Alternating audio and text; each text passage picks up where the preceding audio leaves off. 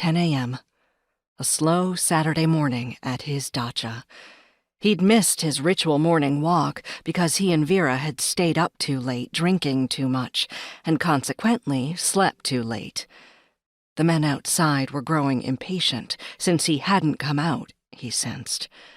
They'd driven up to the house along the drive, tracing his normal path into the woods, their cigarette smoke seeping through cracked open windows. For a few seconds, the Russian watched the cars idling outside, trying to read the energy, and what he felt he did not like. "Vera?" he called. "I have visitors. Take Alonia into the garden to pick strawberries. We might have some with lunch." Vera appeared in the office doorway, her gaze settling immediately on the screens. "Is this about Athens?" she said, an edge in her voice as Alonia tumbled in behind her. "Because it would be decent of them to finally explain why they asked you to come home so quickly." "I don't know. Take Alonia outside," he commanded.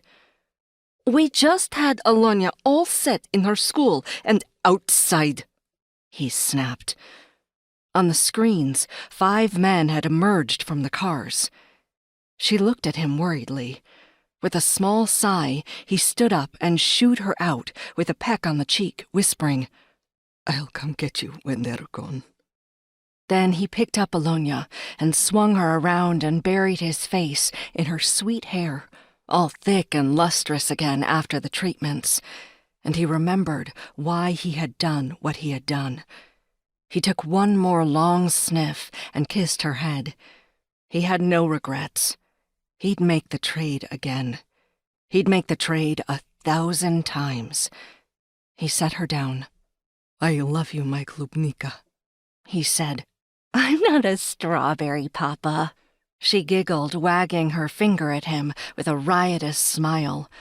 Alonia followed her mother through the kitchen and outside into the garden. His lip quivered at the slam of the door. Alonia could not shut doors any other way. The first knocks hit the front door.